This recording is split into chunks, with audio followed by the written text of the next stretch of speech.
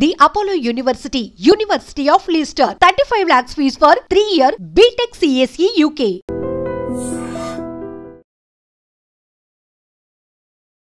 నమస్తే, welcome to healthy conversations with ఐడ్రీ media. నేను మీ Jhansi. So ఈరోజు మనతో ఉన్నారు డాక్టర్ స్వర్ణశ్రీ గారు, లాప్రోస్కోపిక్ సర్జన్, అలాగే సీనియర్ గైనకాలజిస్ట్ కూడా. సో ఎప్పుడైనా కానీ ప్రెగ్నెన్సీ అంటే ఇద్దరు పిల్లలు పుట్టిన తర్వాత పిల్లలు పుట్టకుండా ఆపరేషన్ చేయించుకున్నప్పుడు నెక్స్ట్ ఏదో జరిగింది, మళ్ళీ పిల్లలు కావాలనుకుంటే ఏం చేయాలి, ఈ విషయం గురించి డిస్కస్ చేద్దాము. నమస్తే మ్యామ్. నమస్తే మ్యామ్, ఇప్పుడు ఒకసారి పిల్లలు వద్దు అనుకొని ఆపరేషన్ అయిన తర్వాత మళ్ళీ వాళ్ళకి పిల్లలు కావాలి అంటే అసలు అది ఎలా ప్రకృతి విరుద్ధం అంటారా, లేకపోతే ఆ పాసిబిలిటీ అనేది ఉందా? సో ఈ పాసిబిలిటీ అయితే ఉందమ్మా. సో అందుకనే పిల్లలు పుట్టకుండా ఆపరేషన్ చేయించుకోవడం అనేది యాక్చువల్గా అదొక పర్మనెంట్ ప్రొసీజర్. పర్మనెంట్ ప్రొసీజర్ అంటే చాలా ఆలోచించి మళ్ళీ అది దాన్ని రివర్స్ చెయ్యలేము, అంతే కదా పర్మనెంట్ అంటే మీనింగ్, అంటే ఎప్పటికీ. సో అలాగే కన్సెంట్ తీసుకుంటాం అనమాట. కన్సెంట్ అంటే signature. So family planning operation చేసే ముందు ఇది పర్మనెంట్ ప్రొసీజరు, మీకు మళ్ళీ దీని రివర్సల్ అవసరమా, ఒకవేళ అవసరమయ్యే సిచ్యువేషన్ ఉందా అని ఒకసారి వాళ్ళకి ఎక్స్ప్లెయిన్ చేసే చేస్తాం. బట్ ఒక్కొక్కసారి ఇందాక మనం మాట్లాడుకున్నట్టు కొన్ని సర్కమ్స్టాన్సెస్ వల్ల సర్జరీ అయిపోయాక, అంటే ఫ్యామిలీ కంప్లీట్ అయిపోతుంది, 2-3 పిల్లలు హ్యాపీగా ఉంటారు. సో పిల్లలు పుట్టకుండా ఆపరేషన్ అనేది డిసైడ్ చేసుకొని చేయించేసుకుంటారు, ఎవరు లేడీస్ లేదా జెంట్స్ అయినా. చేయించుకున్నాక మరి దీనికి ఏదన్నా జరగచ్చు, లైక్ ఏదన్నా బేబీస్కి ఏదన్నా అవ్వడం కానీ, కొన్ని personal reasons like remarriage. So what ever is the reason, ఇలాంటి మళ్ళీ వచ్చి ఇలా క్వశ్చన్ అడగడం అనేది జరుగుతుంది మా దగ్గర. మేడం మరి ఇలా ఆపరేషన్ చేయించుకున్నాను నేను, మరి పాసిబుల్ అవుతుందా అని. సో పాసిబుల్ అవుతుందమ్మా, బట్ నేను డెఫినెట్గా పాసిబుల్ అవుతుంది అని అనను. అంటే we can do but result we don't know whether it is sure or not. ఎందుకలా అంటున్నానంటే ఒక ఆప్షన్ వచ్చేసి ఇప్పుడు ట్యూబ్స్ 2 క్లోజ్ అయిపోయిన తర్వాత ఫ్యామిలీ ప్లానింగ్ ఆపరేషన్ అంటే ఏంటంటే గర్భసంచికి అటు ఇటు ట్యూబ్స్ ఉంటాయి, పక్కన ఓవరీస్ ఉంటాయి. సో ఓవరీస్ నుంచి ఎగ్ పికప్ అనేది ట్యూబ్లోకి వెళ్ళినప్పుడే ప్రెగ్నెన్సీ అనేది పాసిబుల్.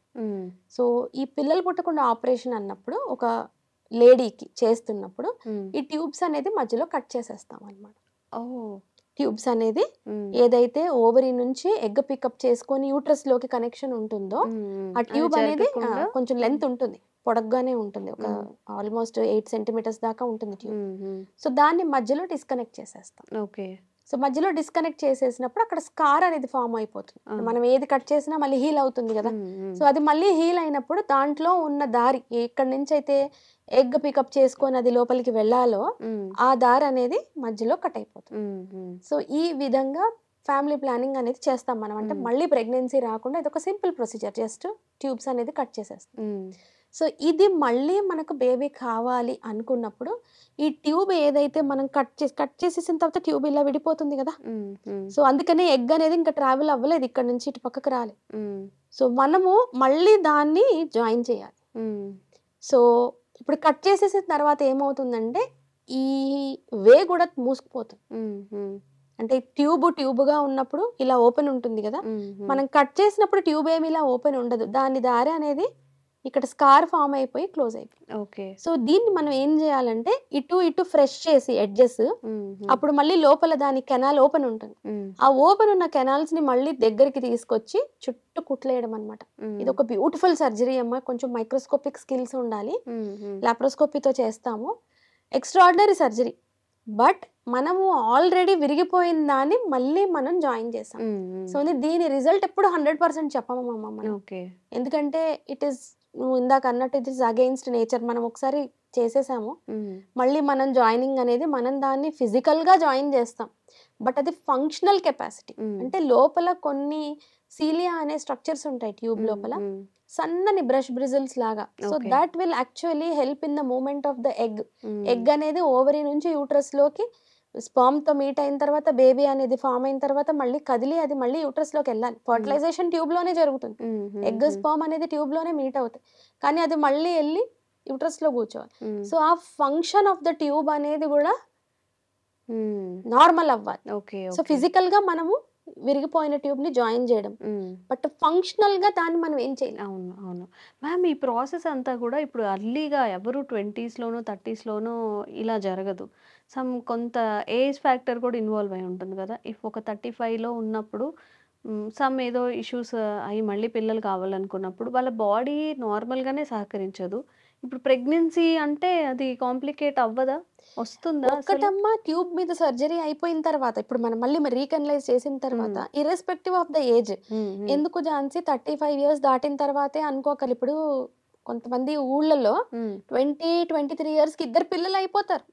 గవర్నమెంట్ హాస్పిటల్లో ఈ రోజు కాన్పు అయితే రేపు పిల్లలు పుట్టకుండా ఆపరేషన్ కూడా చేసి పంపించేస్తారు. బికాస్ వాళ్ళు అడుగుతారు అనమాట, 2 పిల్లలు ఉన్నారు చాలు అని. ఇంకా చాలు. సో కాన్పు అయిన నెక్స్ట్ రోజే చేసేసుకుంటారు. సో 23-24 ఇయర్స్ లో కూడా ఈ ఫ్యామిలీ ప్లానింగ్ ఆపరేషన్ అనేది చేస్తున్నాం మన గవర్నమెంట్ కూడా ఎంకరేజ్ చేస్తుంది. అది మన జనాభాను తగ్గించడానికి, తర్వాత అన్వాంటెడ్ ప్రెగ్నెన్సీస్ వచ్చి మళ్ళీ అబార్షన్స్ చేయించుకోకుండా యాక్చువల్గా అది చాలా మంచి పద్ధతి. బట్ ఇప్పుడున్న సర్కమ్స్టాన్సెస్లో రీమ్యారేజెస్, ఏదన్నా ప్రాబ్లం అయ్యి పిల్లలు ఏదన్నా ఇది అవ్వడము, మళ్ళీ ఇంకొక బేబీ కావాలనుకోవడం, లేదా 2 పిల్లలు కొంచెం పెద్ద అయిన తర్వాత ఇప్పుడు మనం ఫైనాన్షియలీ స్టేబుల్ ఉన్నాం కదా, ఇప్పుడు మన 3వ బేబీ కూడా ప్లాన్, ఇట్లాంటి కేసెస్ కూడా వస్తుంది. సో వేరియస్ రీజన్స్ వల్ల అడుగుతుంటారనమాట ఇది. బట్ ప్రొసీజర్ సక్సెస్ఫుల్ గా అయిపోతుందమ్మా. బట్ దాని రిజల్ట్ అనేది ఇట్ ఇస్ ఆల్వేస్ 50-50%. అండ్ ఇంకొకటి మాట కూడా చెప్తున్నాను, 2 ట్యూబ్స్ ఉంటాయి కదా, సో రెండింటినీ కూడా జాయిన్ చేస్తాం. సర్జరీ చేసినప్పుడు పిల్లలు పుట్టకుండా రెండింటిని కట్ చేసేస్తాం. ఈ ప్రొసీజర్ ని ఇప్పుడు మనం ఏదైతే మాట్లాడుకుంటున్నామో దాన్ని రీకెనలైజేషన్ ప్రొసీజర్ అంట. 2 పక్కల కూడా జాయిన్ చేసేస్తాం. సో రిజల్ట్ అనేది అట్లీస్ట్ ఒక ట్యూబ్ అన్నా పని చేసినా సరిపోతుంది కదా ప్రెగ్నెన్సీ. బట్ ఒక్కొక్కసారి ఎక్టోపిక్ ప్రెగ్నెన్సీస్ అవ్వచ్చు, ఎందుకంటే అక్కడ స్కార్ ఉంటుంది, ట్యూబ్ పనిచేస్తుంది కానీ ఎంబ్రియో అనేది మూవ్ అయ్యి యూట్రస్ లోకి రాకుండా అక్కడే ఇరుక్కొని పోవచ్చు ఆ స్కార్ దగ్గర. సో ఇవన్నీ సైడ్ ఎఫెక్ట్స్. ఇవి కాకుండా మరి ఇంకొక మార్గం ఏదైనా ఉందా అంటే, పిల్లలు కాకుండా ఆపరేషన్ అయిపోయింది కానీ పిల్లలు కావాలనే దానికి they can go for IVF అంటే test tube baby. So tubes తో సంబంధం లేదు, ఎగ్ రిట్రీవల్ చేసుకుంటారు, స్పర్మ్ తోని ఇన్విట్రో ఫర్టిలైజేషన్ అవుతుందా మ్యామ్? ఇప్పుడు ఫ్యామిలీ ప్లానింగ్ చేసినా కూడా ఎగ్ అనేది ఫామ్ అవుతుందా? ఎగ్ ఫామ్ అవ్వడం అనేది ఓవరీ ఫంక్షన్. ట్యూబ్ కి ఒకటే పని ఏంటది, ట్రావెలింగ్. ఎగ్ ట్రావెల్ అవ్వాలి ట్యూబ్ లోకి, అలాగే స్పర్మ్ అనేది ట్యూబ్ లోకి ట్రావెల్ అవ్వాలి, ట్యూబ్ లో ఫర్టిలైజేషన్ అనేది జరుగుతుంది. చాలా ఇంపార్టెంట్ స్టెప్ ప్రెగ్నెన్సీకి, ట్యూబ్ లో జరుగుతుంది ఫర్టిలైజేషన్. ఆ ఫర్టిలైజ్ అయిన ఎంబ్రియో ఇంకా ఎగ్ ఫర్టిలైజ్ అయిపోయిన తర్వాత దాని ఎంబ్రియో అంటాం మనం, ఎందుకంటే ఇంకా అది ఎగ్ కాదు. ఎగ్ స్పర్మ్ మీట్ అయిపోయినాక ఫర్టిలైజేషన్ అయిపోయినాక it is called embryo. Embryo అనేది ట్రావెల్ అయ్యి యూట్రస్ లోకి వచ్చి అప్పుడు బిడ్డ ఫామ్ అవుతుంది. సో ట్యూబ్ ఫంక్షన్ ఏంటంటే ఎగ్ ని స్పర్మ్ ని మీట్ చేయడము, అండ్ దెన్ అక్కడ ఎంబ్రియో తయారైన తర్వాత దాన్ని మళ్ళీ యూట్రస్ లోకి పంపించడం. బట్ ఎగ్ ఫామ్ అవ్వడం అనేది ఓవరి పని. సో ఎగ్ అనేది రిలీజ్ అవుతూ ఉంటది, పీరియడ్స్ వస్తూనే ఉంటాయి, ఎగ్ ఎవ్రీ మంత్ రిలీజ్ అవుతూ ఉంటది, irrespective of family planning surgery or recanalisation. Egg formation అనేది ఏం స్టాప్ అవ్వదు, ప్రెగ్నెన్సీ ఒకటి రాకుండా ఉంటది. ఆ ఎగ్ స్పర్మ్ అనేది ఇంకా మీట్ అవ్వవు. ఎప్పుడైతే ట్యూబెక్టమీ చేసేస్తామో, ఫ్యామిలీ ప్లానింగ్ సర్జరీ ట్యూబ్స్ ఇది చేసేస్తామో, కట్ చేసేస్తామో, ఫర్టిలైజేషన్ అనేది అవ్వదు. ఇంకా egg cannot meet the sperm, sperm cannot meet the egg. Both are there but they don't meet each other. Actual గా మరి మీరు అన్నట్టు సక్సెస్ అనేది మన చేతిలో లేదు, మన చేతిలో లేదమ్మా. ఒక 50% అన్న పాజిటివ్ గా మళ్ళీ ప్రెగ్నెన్సీ రావడం డెఫినెట్ గా మోర్ దెన్ 50% రిజల్ట్ ఉంటుంది. బట్ మనం ఏం చెప్తామంటే 50% రిజల్ట్ ఉంటుందమ్మా, 50% because you will unite the tubes. I will do an extraordinary surgery and I will unite the tubes. But what about the function? Function tube మళ్ళీ అది తీసుకెళ్ళాలి కదా, ఎగ్ ని స్పర్మ్ ని మీట్ అయిన తర్వాత ఎంబ్రియో ఫామ్ అయిన తర్వాత. మరి అది అక్కడే ఆగిపోయి ఎక్టోపిక్ ప్రెగ్నెన్సీ అవుతుందా మనకు తెలియదు, లేదా సీలియా సరిగా ఫంక్షన్ చేయకుండా, దాని మూమెంట్ సరిగా ఫంక్షన్ అవ్వకుండా. ఇప్పుడు రీకనలైజేషన్ సర్జరీ అయ్యాక ఒక టెస్ట్ చేస్తామమ్మా, సర్జరీ సక్సెస్ఫుల్ గా అయిందా లేదా కనుక్కోవడానికి. హెచ్ఎస్జి అంటాం దాన్ని, హిస్ట్రోసాల్పింగోగ్రామ్. సో అది మన కింద నుంచి కొంచెం డై పంపించి పైన నుంచి ఎక్స్రే తీసినప్పుడు ట్యూబ్ ఏదైతే సర్జరీ అయిందో అది యూనైట్ అయిందా లేదా అనేది మనకు తెలిసిపోతుంది. ఈవెన్ మనకు ట్యూబ్ యూనైట్ అయింది, సర్జరీ సక్సెస్ఫుల్ అయినా కూడా ప్రెగ్నెన్సీస్ రాని వాళ్ళని కొంతమందిని చూస్తాం, లేదా ఎక్టోపిక్ రావచ్చు, లేదా సక్సెస్ అయిపోయి చక్కగా ప్రెగ్నెన్సీ డెలివరీ కూడా చేసున్నాం చాలా మంది. So the result is always బట్టి ట్యూబ్ ఫంక్షన్ ని బట్టి ఇవన్నిటిని బట్టి కూడా the result is always fingers. 50% result అని మనం చెప్తున్నామంటే చాలా ఎక్కువ అని అర్థం. 50% result you are promising to the patient అంటే అది చాలా ఎక్కువ. Okay okay. సో అందుకనే చాలా మందికి ఇప్పుడు ఇద్దరు పిల్లల్లో ఒక బేబీ ఏదన్నా ఇదైపోయి చనిపోయినప్పుడు, అమ్మ ఒక బేబీ ఉంది కదా పర్వాలేదు, సో మళ్ళీ నీకు రీకెనలైజేషన్ నీకు తప్పకుండా కావాలా, మళ్ళీ కొంచెం టైం తీసుకో అని సర్జరీ చేసే ముందు we will do repeated counseling for the patient. ఎందుకంటే మళ్ళీ ఎక్టోపిక్ రావచ్చు, ఎక్టోపిక్ వస్తే మళ్ళీ ఇంకో సర్జరీ చేయాలి అది క్లియర్ చేయడానికి, లేదా ఫెయిల్ అవ్వచ్చు. ఆశ పెట్టుకుంటారు కదా ఒకసారి రీకనలైజేషన్ అయిన తర్వాత, ఆశ అనేది ఉంటది కదా వస్తుంది అని. సో ఆశ అనేది ఫుల్ఫిల్ అవ్వకపోవచ్చు.